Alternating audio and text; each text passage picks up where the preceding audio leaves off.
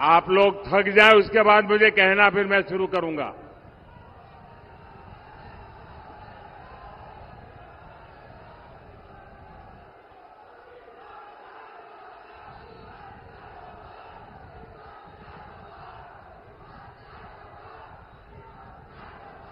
अब मैं शुरू करूं? अब मैं शुरू करूं?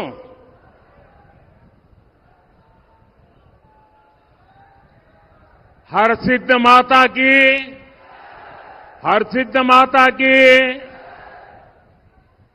भारत माता की, भारत माता की।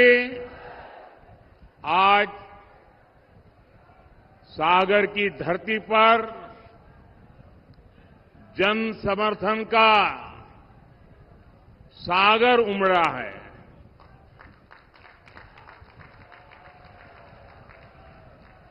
पिछली बार आपने यहां से भाजपा को रिकॉर्ड वोटों से जिताया था।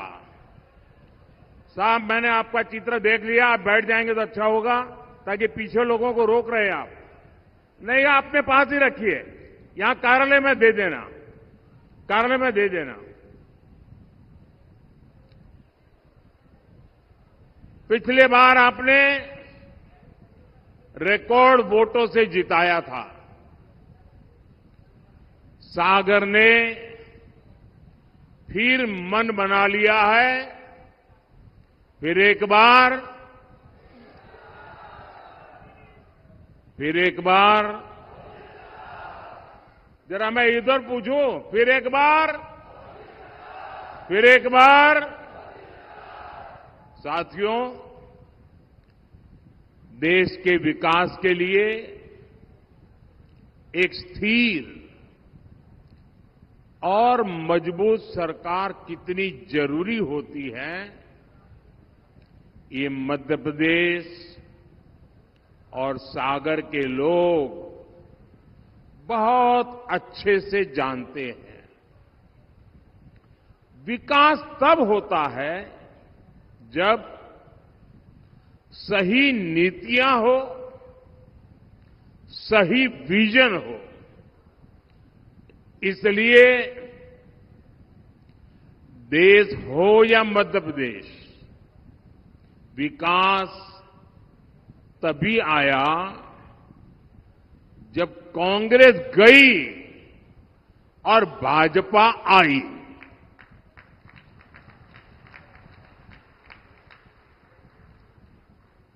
कांग्रेस के समय में एमपी की पहचान बीमारू राज्य की थी।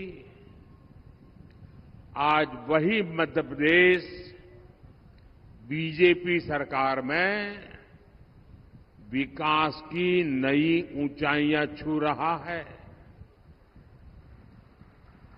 साथियों, मध्य प्रदेश में केन बेतवा लिंक परियोजना का ऐतिहासिक काम शुरू हो गया है। सिंचाई के लिए बंडा बृहद सिंचाई परियोजना का काम भी बीजेपी सरकार ने करवाया है। मध्य प्रदेश में अच्छे हाईवे का पूरा नेटवर्क बनाया जा रहा है। नर्मदा प्रगति पथ और विंध्य प्रगति पथ हो, मालवा निमाड़ प्रगति पथ और मध्य भारत प्रगति पथ हो, बुंदेलखंड प्रगति पथ और अटल प्रगति पथ हो, एक्सप्रेस वे अब नए मध्य प्रदेश की पहचान बन रहा है। यहां ललितपुर, सागर, लखनादौन नेशनल हाईवे का निर्माण भी हुआ है। केंद्र सरकार ने एमपी को 350 से ज्यादा रेल परियोजनाओं की सौगात भी दी है। सागर में मेडिकल कॉलेज, और अस्पताल भी बनवाए हैं। 50,000 करोड़ रुपए की लागत से बीना रिफाइनरी में पेट्रोकेमिकल कॉम्प्लेक्स का निर्माण भी शुरू हो चुका है। यानी इंफ्रास्ट्रक्चर, स्वास्थ्य, शिक्षा और सुरक्षा की जो जरूरतें थी, सभी दिशाओं में एक साथ काम करते हुए आपकी अपेक्षाएं पूरी हो रही है। अब इससे इस क्षेत्र में उद्योगों के लिए नए रास्ते खुलेंगे। हमारे मुख्यमंत्री भाई मोहन यादव जी और उनकी पूरी टीम इस दिशा में दिन रात काम कर रही है। साथियों, यहां इतनी बड़ी संख्या में माताएं बहनें भी आई हैं। गरीब के इस बेटे ने हमेशा आपकी चिंता की है। कोरोना का इतना बड़ा संकट आया, मोदी ने ये सुनिश्चित किया कि आपकी रसोई में कभी राशन की कमी न होने पाए।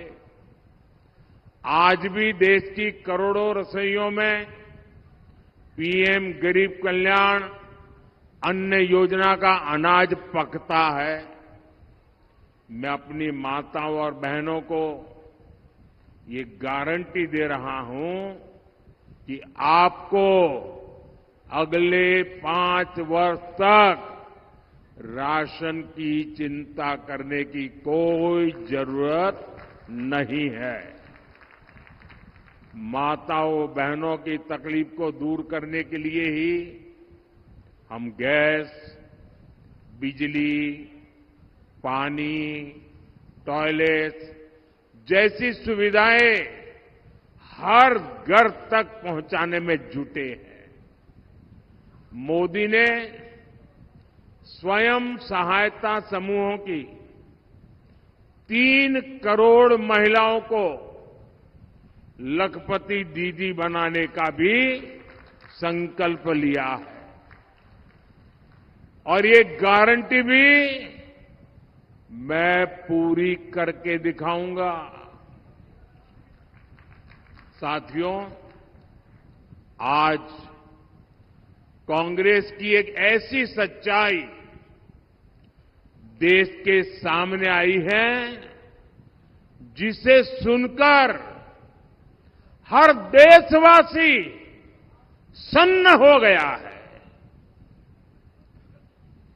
हमारा संविधान साफ साफ मना करता है कि किसी को भी धर्म के आधार पर आरक्षण नहीं दिया जाएगा। खुद बाबा साहब आंबेडकर भी धर्म के आधार पर आरक्षण के खिलाफ थे, लेकिन कांग्रेस ने वर्षों पहले ही धर्म के आधार पर आरक्षण का खतरनाक संकल्प लिया था। वो साल दर साल अपने इस संकल्प को पूरा करने के लिए भांति भांति के हथकंडे अपना रहे हैं। देशवासियों की आंखों में धूल झोंक करके ये अपना खेल खेल रहे हैं। 2004 में कांग्रेस ने आंध्र प्रदेश में धर्म के आधार पर आरक्षण दिया और बाबा साहब आंबेडकर की पीठ में छुरा भोंका था। संविधान के पीठ में छुरा भोंका था। फिर 2009 का चुनाव हो या फिर 2014 का चुनाव, अपने घोषणा पत्र में दोनों बार कांग्रेस ने धर्म के आधार पर आरक्षण का वादा किया। कांग्रेस की तैयारी है कि एससी, एसटी, ओबीसी का 15% कोटा काट दिया जाए और फिर धर्म के आधार पर आरक्षण लागू हो। पिछली बार कर्नाटका में जब कांग्रेस की सरकार थी तो उसने धर्म के आधार पर रिजर्वेशन दिया था। जब बीजेपी सरकार में आई तो हमने बाबा साहब के प्रति समर्पण भाव से भारत के संविधान की पवित्रता का सम्मान करते हुए हमने फैसला लिया कि कांग्रेस जो धर्म के आधार पर आरक्षण करके गई है उसको हम एक दिन रहने नहीं देंगे और हमने उसको खत्म कर दिया। अब एक बार फिर कर्नाटका में कांग्रेस ने धर्म के आधार पर आरक्षण दे दिया है और इसके लिए उन्होंने पिछले दरवाजे से गैर कानूनी तरीके से एक चालाकी की है। ओबीसी समाज की आंख में धूल झोंकने का गुनाहित कृत्य किया है और इसके लिए उसने मुसलमान की सभी जातियों को एक ही कागज निकालकर सबको ओबीसी कोटा में डाल दिया। कांग्रेस इन सबको ओबीसी कोटा में डाल करके ओबीसी को जो हक मिलता था उसका बहुत बड़ा हिस्सा उसने छीन लिया और धर्म के आधार पर दे दिया। कांग्रेस यही फॉर्मूला पूरे देश में लागू करना चाहती है। आप मुझे बताइए, क्या ये लागू देना चाहिए? क्या इसको रोकना चाहिए कि नहीं रोकना चाहिए? इनके खतरनाक मंसूबों को खत्म करना चाहिए कि नहीं करना चाहिए? पूरी ताकत से देशवासियों को जगाना चाहिए कि नहीं जगाना चाहिए? साथियों, चुनाव तो आएंगे जाएंगे, लेकिन एक खतरनाक खेल आपकी आने वाली पीढ़ियों को तबाह कर देगा। ओबीसी वर्ग की सबसे बड़ी दुश्मन है कांग्रेस, जिसने ओबीसी से उनका हक छीन लिया है। कांग्रेस ने सामाजिक न्याय की हत्या की है। कांग्रेस ने संविधान की भावना को ठोकर पहुंचाई है। कांग्रेस ने बाबा साहब का घोर अपमान किया है। साथियों, ये मुझे सवाल पूछते हैं 400 पार 400 पार क्यों? मैं जवाब देता हूं, आप जो राज्यों में हथकंडे अपना रहे हो, दलितों के, आदिवासियों के, ओबीसी के आरक्षण चोरी करने का जो खेल खेल रहे हो, उसे लूटने का खेल खेल रहे हो, आपके ये खेल बंद करने के लिए, हमेशा बंद करने के लिए, आपके मंसूबों को हमेशा हमेशा ताला लगाने के लिए मोदी को 400 पार चाहिए। मुझे दलितों के आरक्षण की रक्षा करनी है, मुझे आदिवासियों के आरक्षण की रक्षा करनी है, मुझे ओबीसी के आरक्षण की रक्षा करनी है। और मैं स्वयं उस समाज से आया हूं, इसलिए मैं आपको कहता हूं, मैं इस दर्द को जानता हूं और मैं आपको रक्षण दे करके ही रहूंगा और इसलिए मुझे आपका साथ चाहिए। साथियों, आपको चोट पहुंचाने के लिए कांग्रेस इतने पर ही नहीं रुक रही। कांग्रेस आपकी संपत्ति भी छीनना चाहती है। कांग्रेस एक्सरे कराने वाली, एक्सरे मालूम है ना, उनके नेता बोल रहे एक्सरे करेंगे और आपके लॉकर में क्या पड़ा है वो खोज के निकालेंगे, आपके घर में क्या पड़ा है वो खोज के निकालेंगे। अगर माताओं बहनों ने थोड़ी पूंजी बचाई होगी और अनाज के डिब्बे में रखती हैं तो एक्सरे करके वो भी खोज के निकालेंगे। लॉकर में रखे आपके गहने हो, महिलाओं का मंगलसूत्र हो, कांग्रेस सब कुछ खोजने में लगेगी और फिर कहती है हम इसे छीन लेंगे और फिर उसको बांट देंगे। आपको ये मंजूर है क्या? जरा मुझे पूरी ताकत से बताइए, अगर मेरा विषय समझते हो तो ये आपको मंजूर है क्या?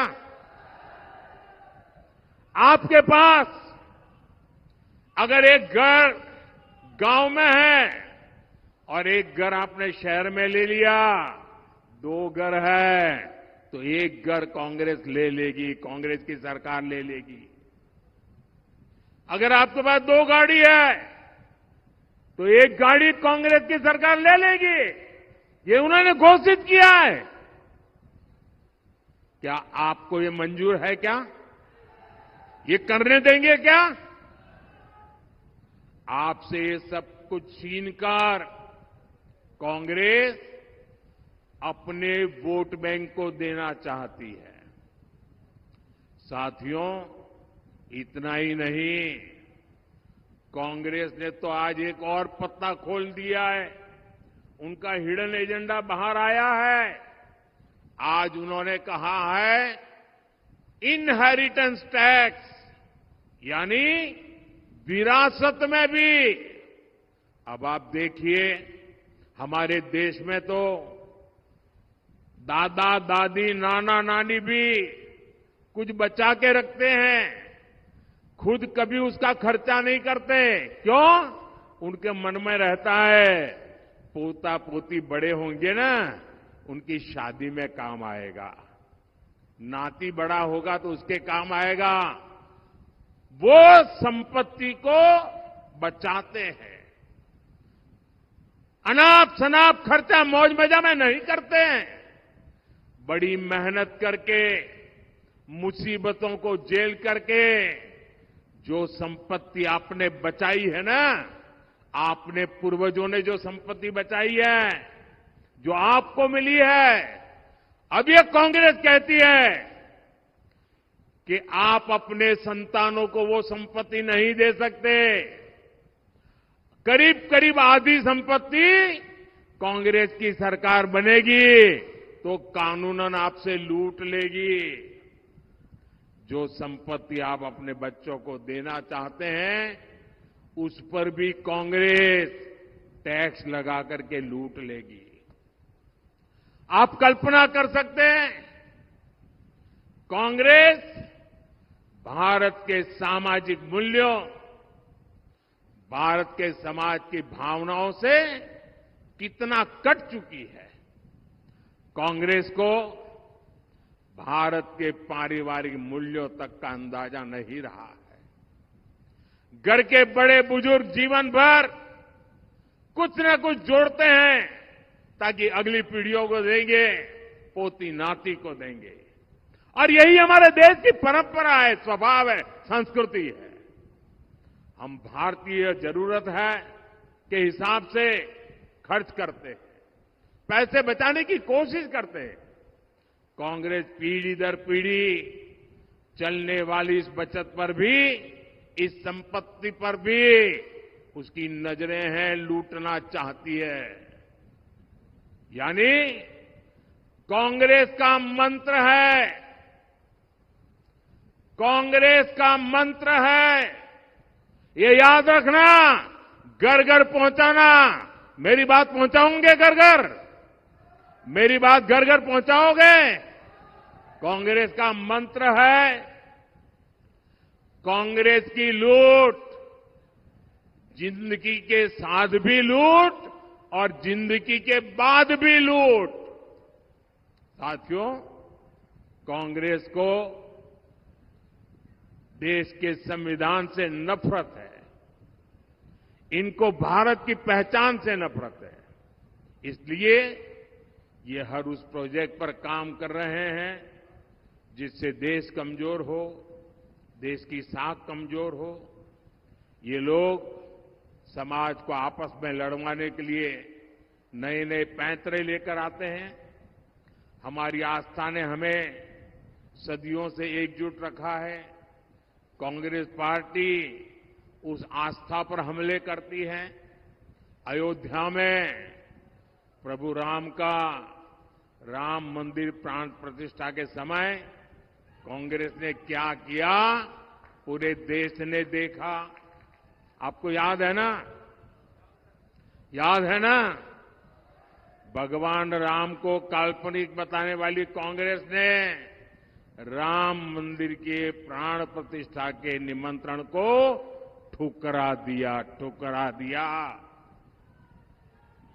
क्या ऐसी कांग्रेस को ठुकराना चाहिए कि नहीं ठुकराना चाहिए? जिसने राम मंदिर की प्राण प्रतिष्ठा को ठुकरा दिया, ऐसी कांग्रेस को ठुकरा देना चाहिए कि नहीं ठुकरा देना चाहिए? आपने इनकी भाषा सुनी है? भाइयों बहनों, इनका विरोध केवल अयोध्या, राम और राम मंदिर तक नहीं है। इन्हें मंदिर और मंदिर जाने वालों से भी दिक्कत है। पिछले साल ही मैंने यहां सागर में संत रविदास जी का भव्य मंदिर का शिलान्यास किया था। तब भी कांग्रेस के नेताओं ने कहा था कि रविदास मंदिर बनाने से अच्छा था कि यहां कुछ और बन जाता। इतनी नफरत है इनको। कांग्रेस को एक महान दलित संत का मंदिर भी बर्दाश्त नहीं होता। ऐसी सोच वाली कांग्रेस को एमपी से दूर रखने में ही भलाई है। साथियों, 7 मई को आपके पास एक बार फिर मध्य प्रदेश के साथ साथ पूरे देश के भविष्य को संवारने का अवसर है। सागर लोकसभा से बीजेपी ने बहन लता वानखेड़े जी को उम्मीदवार बनाया है। उनको भारी मतों से जिताना है। मैं जानता हूं गर्मी बढ़ रही है। मैं ये भी जानता हूं कहीं कहीं शादी ब्याह का माहौल है। मैं भी ये भी जानता हूं कुछ लोगों को खेत में अलग अलग काम भी है। लेकिन मेरा आपसे अनुरोध है, कितना ही काम न क्यों न हो, लेकिन देश के लिए कुछ समय देना चाहिए कि नहीं देना चाहिए? देना चाहिए कि नहीं देना चाहिए? हमें अपना वोट देना चाहिए कि नहीं देना चाहिए? हमने अपने अधिकार का उपयोग करना चाहिए कि नहीं करना चाहिए? राष्ट्र निर्माण के इतने बड़े यज्ञ में हर किसी का योगदान होना चाहिए और इसलिए भारी मतदान होना चाहिए। आप मतदान करवाएंगे, घर घर जाएंगे, मतदान के रिकॉर्ड तोड़ेंगे, पोलिंग बूथ जीतेंगे। आप अपने वोट के साथ साथ जो अपनों के वोट है ना, उसको भी पोलिंग स्टेशन तक ले जाइए। करेंगे? अच्छा, मेरा एक और काम करेंगे, यहां से जाकर अपने मोहल्ले, अपने गांव के हर व्यक्ति को कहिएगा कि मोदी ने उनको प्रणाम कहा है।